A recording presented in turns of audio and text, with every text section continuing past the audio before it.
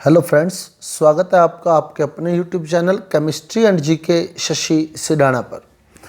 साथियों, class 12th की chemistry से हमारा जो चैप्टर चल रहा है त्रिविम रसायन स्टीरियो केमिस्ट्री, जिसमें हम डिस्कस कर चुके हैं ज्यामितीय समावयवता को, ज्यामितीय समावयवता के एग्जाम्पल्स को, ध्रुवण घूर्णकता जिसमें हमने समतल ध्रुवित प्रकाश, घूर्णन कोण, विशिष्ट घूर्णन, आणविक घूर्णन, और उसके बाद हमने डिस्कस करना था प्रकाशिक समावयवता को। अब प्रकाशिक समावयवता को डिस्कस करने से पहले हमें पता होना चाहिए फिशर प्रक्षेप सूत्र के बारे में कि फिशर प्रक्षेप सूत्र कैसे लिखा जाता है, तभी हम प्रकाशिक समावयवता के जो एग्जाम्पल्स हैं उनको पूरी तरह से क्लियर कर पाएंगे। तो आज का हमारा टॉपिक यही है, फिशर प्रक्षेप सूत्र, फिशर प्रोजेक्शन फार्मूला, फिशर प्रक्षेप सूत्र। अब हम समझेंगे कि कैसे लिखा जाता है फिशर प्रक्षेप सूत्र। फिशर प्रक्षेप सूत्र की बात करें अगर हम, तो जो कार्बनिक यौगिक होते हैं उनका जो विन्यास होता है वो त्रिविम होता है, 3D होता है। हमारा कागज जो है वो 2D है। तो कार्बनिक यौगिकों की बात करें तो ये एक कार्बन है मेरे पास, कार्बन के 4 बॉन्ड मैंने दिखाए हैं, ब्लैक कलर का कार्बन है और उसके 4 बॉन्ड मैंने यहाँ दिखाए हुए हैं, आप देख सकते हैं। इसकी जो संरचना है वो चतुष्फलकीय संरचना है। कार्बन के 4 बॉन्ड इस तरह से व्यवस्थित हैं कि 3 बॉन्ड नीचे की ओर, तो एक फलक तो ये बन गई, क्लियर, एक फलक ये बन गई, दूसरी फलक ये हो गई, ये दूसरी फलक हो गई, ये तीसरी फलक हो गई, ये अब देखें आप, तो एक फलक तो ये हो गई नीचे वाली, एक फलक ये हो गई, दूसरी फलक ये हो गई, तीसरी फलक, और ये हो गई चौथी फलक। तो ये चतुष्फलकीय संरचना है कार्बन की। इसका फिशर प्रक्षेप सूत्र कैसे लिखा जाता है देखो। तो फिशर प्रक्षेप सूत्र हम जो डिस्कस करेंगे वो डिस्कस करेंगे किरेल कार्बन का। किरेल कार्बन क्या होता है? जिसके चारों समूह अलग अलग कार्बन से जुड़े होते हैं, जिसकी चारों संयोजकताएं अलग अलग, जिसकी चारों समूह अलग अलग होते हैं, जिसकी चारों संयोजकताएं अलग अलग समूहों से संतुष्ट होती हैं। जैसे मैं एक एग्जांपल लूं, ब्यूटेन 2-ऑल, ब्यूटेन 2-ऑल। अभी आपको मैं मॉडल से ही क्लियर करूंगा पूरा फिशर प्रोजेक्शन फार्मूले को। ब्यूटेन 2-ऑल, अब इसका फार्मूला देखें तो ब्यूट में कार्बन कितने? 4, 1 2 3 4। 2-ऑल का मतलब 2 नंबर पे OH जुड़ा है, 2 नंबर पे OH जुड़ा है, तो 2-ऑल हो गया। अब इसके बंध अगर पूरे करें हम, तो कार्बन 4 बंध बनाता है, तो इस कार्बन के साथ 3 H लग गए, इस कार्बन के साथ 1 H लग गया, इस कार्बन के साथ 2 H लग गए, और इस कार्बन के साथ 3 H लग गए। तो ये वाला जो कार्बन है ये किरेल कार्बन है, जो मैंने स्टार लगाकर तारांकित लगाकर दिखाया है, तारांकित किया है जिसको, वो किरेल कार्बन है। यानी इसके चारों समूह अलग अलग हैं। जैसे इस कार्बन की जो 4 संयोजकताएं हैं वो चारों संयोजकताएं अलग अलग समूहों से जुड़ी हैं। जैसे देखो आप, इसका एक बंध H से जुड़ा है, एक संयोजकता H से जुड़ी है, एक संयोजकता OH से संतुष्ट है, एक संयोजकता इधर वाली साइड C2H5 समूह लगा है, देखो C2H5, C2H5, इस बंध के साथ C2H5 जुड़ा है और इस बंध के साथ CH3 जुड़ा है। यानी ऐसा कार्बन जिसके चारों बंध, ये वाला कार्बन है जिसके चारों बंध अलग अलग समूहों से जुड़े हों। जैसे मैं सिंपल लिखूं PQRS, तो ये चारों बंध अलग अलग समूहों से जुड़े हैं, तो ये कार्बन किरेल कार्बन कहलाता है। क्लियर? जिसके चारों बंध जो होते हैं वो अलग अलग समूहों से जुड़े होते हैं, अर्थात जिसकी चारों संयोजकताएं अलग अलग समूहों से संतुष्ट होती हैं, उस कार्बन को हम किरेल कार्बन कहते हैं। तो साथियों, अब हम डिस्कस करने वाले हैं फिशर प्रक्षेप सूत्र को। तो यदि अभी तक आपने हमारे चैनल को सब्सक्राइब नहीं किया है तो हमारे चैनल को सब्सक्राइब कर दीजिए और साथ ही साथ बेल आइकन का बटन भी ऑन कर दीजिए, क्योंकि क्लास 12th की केमिस्ट्री से रिलेटेड चैप्टर जो है मेरे यूट्यूब चैनल पर कंटिन्यू अपलोड किए जा रहे हैं और आप लोग जो है उसका बेनिफिट उठा सकते हैं। आप लोग प्ले लिस्ट में जाकर चैप्टर वाइज स्टडी जो है अपनी कर सकते हैं। जिस चैप्टर को आप देखना चाहते हैं उस चैप्टर के वीडियो जो है प्लेलिस्ट में अपलोड किए जा चुके हैं। लगभग 50% सिलेबस 2021 की परीक्षा के अकॉर्डिंग मेरे द्वारा अपलोड कर दिया गया है और रिमेनिंग 50% मेरे द्वारा बहुत जल्द अपलोड कर दिया जाएगा। तो आप जो भी चैप्टर देखना चाहते हैं, solid state, chemical kinetics, coordination compound, solution और इलेक्ट्रोकेमिस्ट्री, तो ये चैप्टर जो है मेरे द्वारा एल्डिहाइड कीटोन, ये चैप्टर अपलोड कर दिए गए हैं। और ये स्टीरियो केमिस्ट्री जो है वो 7वां चैप्टर मेरा चल रहा है। बाकी 6 चैप्टर मैं यूट्यूब पर अपलोड कर चुका हूँ। बाकी के 4-5 चैप्टर और हैं आपके इस 2021 की परीक्षा के लिए, तो वो भी मेरे द्वारा बहुत जल्द अपलोड कर दिए जाएंगे। अब देखिए फिशर प्रक्षेप सूत्र कैसे लिखते हैं। तो फिशर प्रक्षेप सूत्र में जो कार्बन के 4 बॉन्ड आप देख रहे हैं, कार्बन के 4 बॉन्ड ये देख रहे हैं, इसमें 2 बॉन्ड जो होते हैं वो कागज के तल, ये कागज है हमारा, कागज के तल के बाहर की ओर, ऊपर की ओर, और 2 बॉन्ड कागज के तल के नीचे की ओर होते हैं। इसको अगर समझे मॉडल से कि जो मैंने बात बताई आपको 2 ऊपर की ओर 2 नीचे की ओर कैसे, तो अभी देखें आप, मैं इसमें एक प्लेन लगा रहा हूँ। ये मैंने इसमें एक प्लेन लगाया है, ये एक कागज लगा दिया मैंने, इसमें कार्डबोर्ड लगाया मैंने इसमें। तो कार्डबोर्ड लगाने के बाद अगर आप देखें तो 2 बॉन्ड जो हैं वो इस कार्डबोर्ड के ऊपर की ओर आपको दिखेंगे। अब आप देख सकते हैं 2 बॉन्ड आपको इस कार्बन के, ये जो ब्लैक कलर का कार्बन था मेरे पास, इसमें अगर आप देखें तो 2 बॉन्ड आपको इस के ऊपर की ओर दिख रहे हैं, इस कागज के तल के ऊपर की ओर, और 2 बॉन्ड जो है वो कागज के तल के नीचे की ओर है। क्लियर? ये 2 बॉन्ड आप देखें तो कागज के तल के नीचे की ओर या पीछे की ओर है, और 2 बॉन्ड कागज के तल के आगे की ओर है। 2 बॉन्ड कागज के तल के ऊपर की ओर है और 2 बॉन्ड जो है वो कागज के तल के नीचे की ओर है। क्लियर?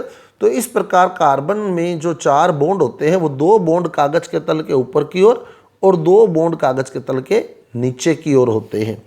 तो अब कैसे दिखाते हैं फिशर प्रक्षेप सूत्र को, वो भी समझ लें।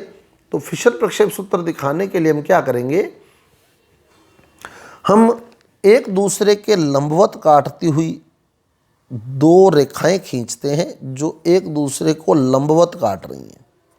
तो ये मैंने 2 रेखाएं खींची जो एक दूसरे को लंबवत काट रही हैं। तो ये एक दूसरे को लंबवत काटती, एक रेखा तो इन 2 बंदों को बता रही है, इन 2 बंदों को जो कागज के तल के नीचे की ओर है, और एक रेखा इन 2 बंदों को बता रही है जो कागज के तल के ऊपर की ओर है। क्लियर?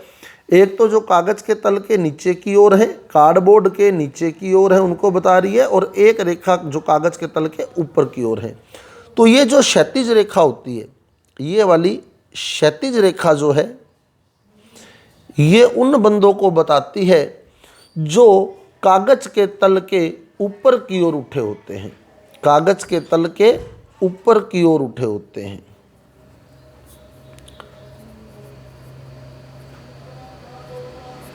कागज के तल के ऊपर की ओर।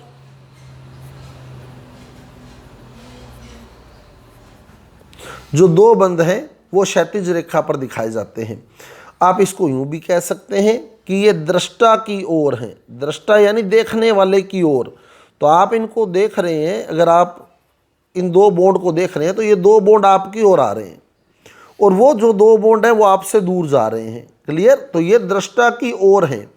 और जो ऊर्ध्वाधर रेखा है, ये वाली जो रेखा ऊर्ध्वाधर रेखा है, ये ऊर्ध्वाधर रेखा, ये उन बॉन्ड को बताती है जो कागज के तल के नीचे की ओर झुके हुए होते हैं, जो कागज के तल के नीचे की ओर झुके हुए होते हैं। तो क्षैतिज रेखा उन 2 बॉन्ड को बताती है जो कागज के तल के ऊपर की ओर हैं, और ऊर्ध्वाधर रेखा उन 2 बॉन्ड को बताती है जो कागज के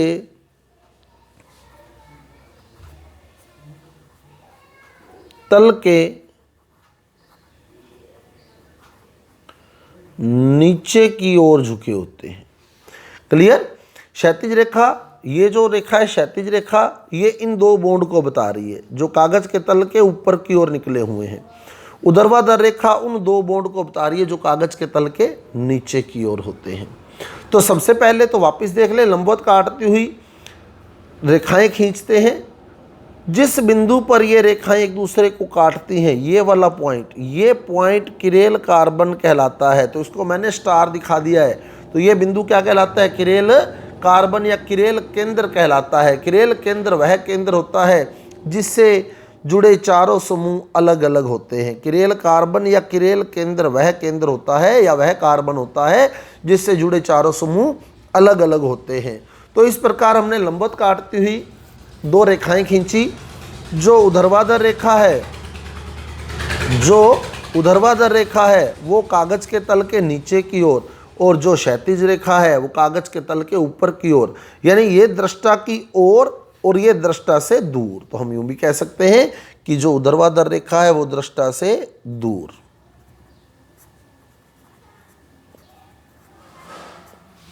ऊर्ध्वाधर रेखा उन बंधों को व्यक्त करती है जो दृष्टा से दूर होते हैं, और क्षैतिज रेखा उन बंधों को व्यक्त करती है जो दृष्टा की ओर होते हैं। कार्बन श्रृंखला का पहला कार्बन ऊर्ध्वाधर रेखा के ऊपरी छोर पर लिखा जाता है। बहुत ही इंपॉर्टेंट पॉइंट, जो कार्बन श्रृंखला हम छांटते हैं उसका पहला कार्बन जो होता है वो ऊर्ध्वाधर रेखा के बिल्कुल ऊपरी छोर पर लिखा जाता है। ये पॉइंट किरेल कार्बन को बताता है, और शेष कार्बन श्रृंखला जो होती है वो नीचे लिखी जाती है। यहाँ बाकी जो रिमेनिंग कार्बन बच गए हैं वो यहाँ लिखे जाते हैं। शेष कार्बन श्रृंखला,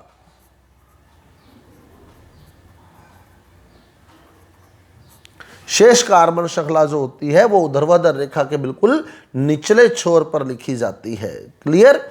और बाकी जो समूह बच जाते हैं, कार्बन 4 बॉन्ड बनाता है, पहला कार्बन ऊपर की ओर आ गया श्रृंखला का, बाकी बची हुई कार्बन श्रृंखला नीचे की ओर आ गई। शेष जो 2 समूह बच गए हैं वो दाईं ओर या दाईं ओर, एक समूह दाईं ओर, एक समूह बाईं ओर लिख दिया जाता है। क्लियर?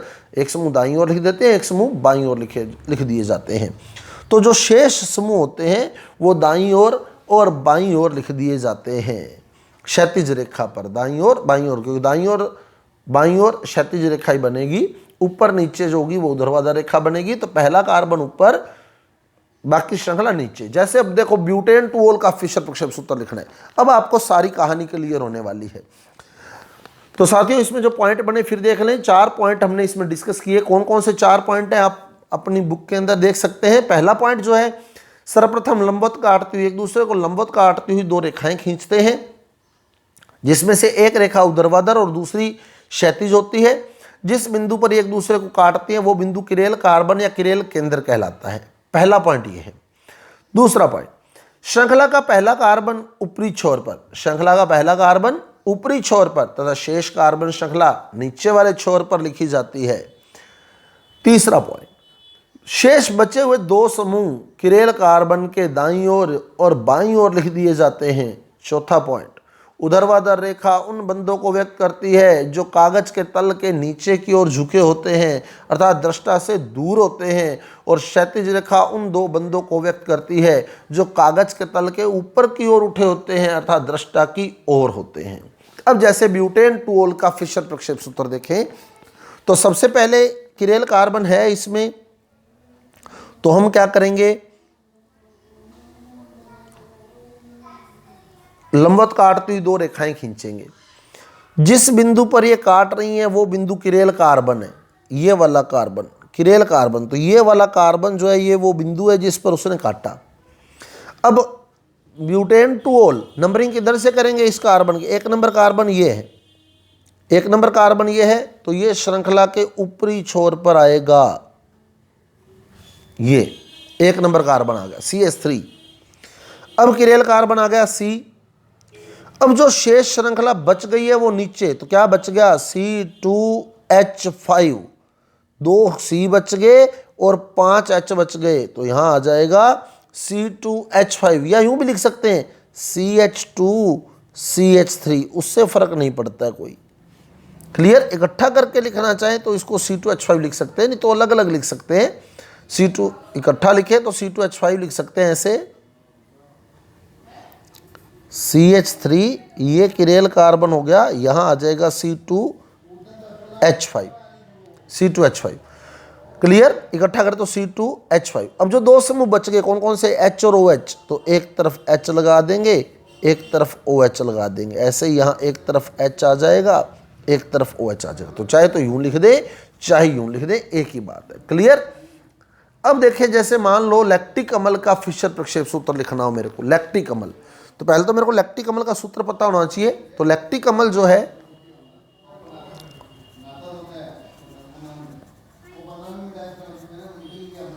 लैक्टिक अम्ल,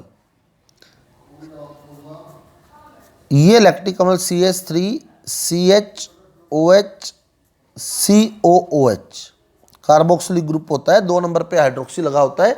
लैक्टिक अम्ल में टोटल 3 कार्बन होते हैं, 1 2 3, कार्बोक्सिलिक ग्रुप होता है COOH, 2 नंबर पे हाइड्रोक्सी समूह लगा होता है OH। उसके बाद आप बंद पूरे कर दे तो इसके साथ 3 H जुड़ेंगे, इसके साथ 1 H जुड़ेगा।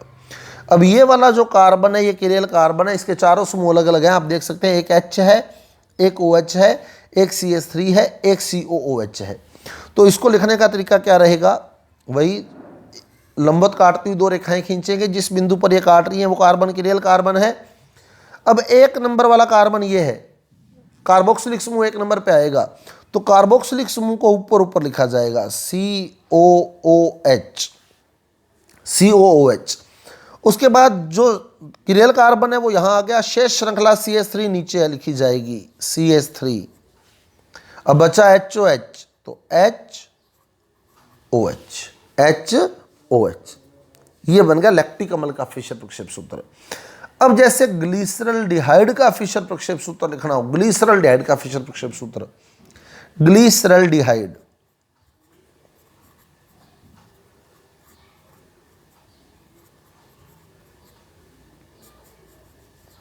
ग्लिसरल्डिहाइड, कार्बन इसमें भी 3 होते हैं, कार्बन जो है वो ग्लिसरल्डिहाइड में भी 3 ही होते हैं, ग्लिसरल्डिहाइड। अब ये एल्डिहाइड है, ग्लिसरल्डिहाइड, एल्डिहाइड है तो एल्डिहाइड समूह होता है CHO, ये O नहीं होता, CHO, एल्डिहाइड समूह होता है CHO। अब ग्लिसरल्डिहाइड में 2 नंबर पे भी OH लगा होता है और 3 नंबर पे भी OH लगा होता है। 2 और 3 दोनों नंबर पे OH लगा होता है। लैक्टिक अम्ल में सिर्फ 2 नंबर पे OH था, ग्लिसरल्डिहाइड में दोनों स्थितियों पर OH लगा होता है। अब आप इसके बॉन्ड पूरे कर दे तो यहाँ 2 H लगेंगे, यहाँ 1 H लगेगा। अब ये देखो, ये किरेल कार्बन नहीं है क्योंकि इसके साथ 2 H लग गए, ये वाला कार्बन किरेल नहीं है, लेकिन ये कार्बन किरेल है, इसके चारों समूह अलग अलग हैं, इसके साथ 1 H है, एक OH है, एक एल्डिहाइड समूह है CHO और एक CH2OH समूह है, चारों समूह अलग अलग है। अब इसको कैसे लिखेंगे, देखो 1 नंबर CHO जो एल्डिहाइड समूह था वो 1 नंबर पर था, ऊपर आ गया, ये किरेल कार्बन हो गया, और जो इसके साथ समूह जुड़ा CH2OH ये नीचे आ जाएगा, शेष कार्बन श्रृंखला नीचे आ जाएगी CH2OH। तो ये कार्बन श्रृंखला है पूरी, देखो CHO एक number carbon, 2 number carbon chiral होगा, 3 नंबर कार्बन ये हो गया। अब इसके साथ जो और बचा, क्या H बचा और OH बचा, वो दाईं और बाईं और आप लगा दे अपने हिसाब से, जिधर मर्जी लगा दे, उससे फर्क नहीं पड़ता है। तो ये बन गया ग्लिसरल्डिहाइड का फिशर प्रक्षेप सूत्र। तो इस तरह से फिशर प्रक्षेप सूत्र लिखे जाते हैं। उम्मीद करता हूं आपको फिशर प्रक्षेप सूत्र समझ आ रहा होगा। अब देखो निरपेक्ष और सापेक्ष विन्यास क्या है, इसकी भी थोड़ी चर्चा कर लेते हैं, फिर अगले वीडियो के अंदर मैं निरपेक्ष सापेक्ष विन्यास को पूरा क्लियर करते हुए आपको फिर नेक्स्ट वीडियो में डालूंगा प्रकाशिक समावयवता का, ताकि आपको कॉन्सेप्ट क्लियर हो सके। निरपेक्ष और सापेक्ष विन्यास क्या है, अब देखो फिशर ने क्या किया, एमिल फिशर ने क्या किया, किरेल कार्बन या असममित कार्बन को लिखने का एक प्रारूप बता दिया, इस तरह से इसको लिखना है। ये एमिल फिशर द्वारा बताया गया कि असममित कार्बन को लिखने का तरीका ये है। अब एक वैज्ञानिक था रोजेनोफ,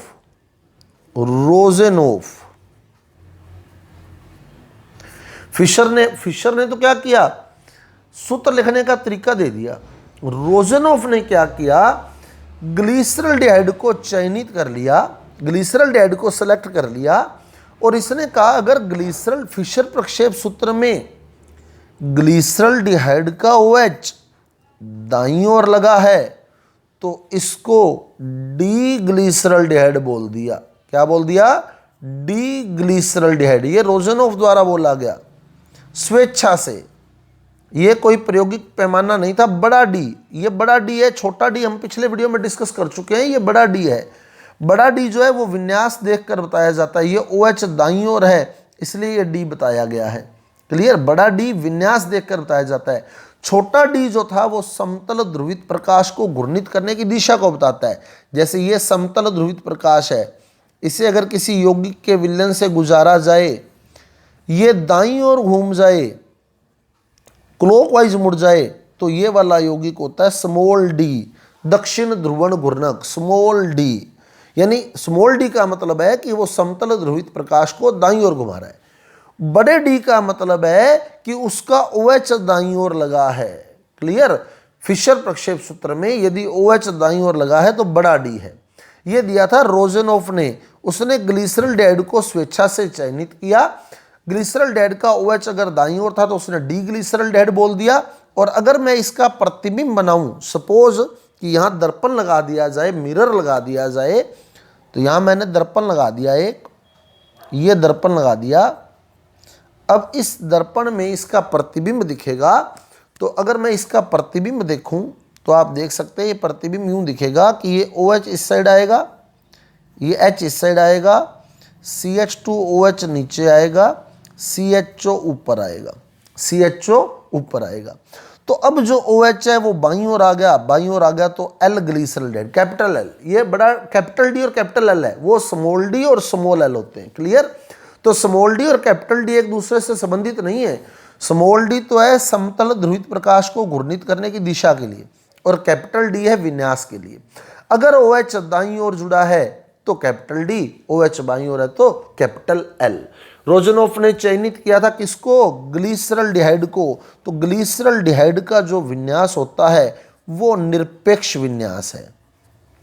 अगर आपसे पूछ लिया जाता है किस अणु का विन्यास निरपेक्ष विन्यास है, तो ग्लिसरॉल्डेहाइड का विन्यास निरपेक्ष विन्यास है। क्लियर, जिसे स्वेच्छा से चुना गया था रोजेनॉफ के द्वारा। और वर्तमान में हम क्या करते हैं, ग्लिसरॉल्डेहाइड को ही मानक मानकर, ग्लिसरॉल्डेहाइड को स्टैंडर्ड मानकर, मानक मानकर अन्य अणुओं का भी डी और एल विन्यास लिखते हैं। जैसे अब लैक्टिक अम्ल का लिखना हो, लैक्टिक अम्ल का रोजेनॉफ ने नहीं दिया, रोजेनॉफ ने सिर्फ ग्लिसरॉल्डेहाइड का दिया। अब मेरे को लिखना है किसका? लैक्टिक अम्ल का। तो मैं लैक्टिक अम्ल में भी क्या देखूंगा? OH दाईं ओर है तो इसको लिख दूंगा कैपिटल D लैक्टिक अम्ल। और अगर इसका प्रतिबिंब बनाऊंगा तो फिर प्रतिबिंब बनाने के बाद लिख दूंगा कैपिटल L लैक्टिक अम्ल। तो ये जो लैक्टिक अम्ल का विन्यास है या ब्यूटेन टूओल का विन्यास है, जैसे इसका भी OH दाईं ओर है तो ये भी कैपिटल D ब्यूटेन टूओल है, कैपिटल D ब्यूटेन टूओल है। तो ये रोजेनॉफ ने जो दिया था ग्लिसरॉल्डेहाइड को चयनित करके, तो उसको तो मान लिया निरपेक्ष विन्यास, और उससे तुलना करके जो अन्य विन्यास बताए जाते हैं, जैसे हमने लैक्टिक अम्ल का बता दिया, हमने ब्यूटेन टूओल का बता दिया, ये है सापेक्ष विन्यास जो उससे तुलना करके बताए गए हैं। क्लियर, तो निरपेक्ष विन्यास है ग्लिसरॉल्डेहाइड का। बाकी अणुओं का जो विन्यास है वो इससे कंपैरिजन करके बताया जाता है, तो बाकी अणुओं के विन्यास को हम लोग सापेक्ष विन्यास कहते हैं। इसको हम अगले वीडियो में पूरा डिटेल से डिस्कस करेंगे। साथियों, ये था हमारा आज का वीडियो। यदि आपको हमारा वीडियो समझ आया है, अच्छा लगा है, तो कृपया हमारे वीडियो को लाइक कीजिए, शेयर कीजिए और हमारे चैनल को सब्सक्राइब कीजिए। मिलते हैं अगले वीडियो के साथ। धन्यवाद।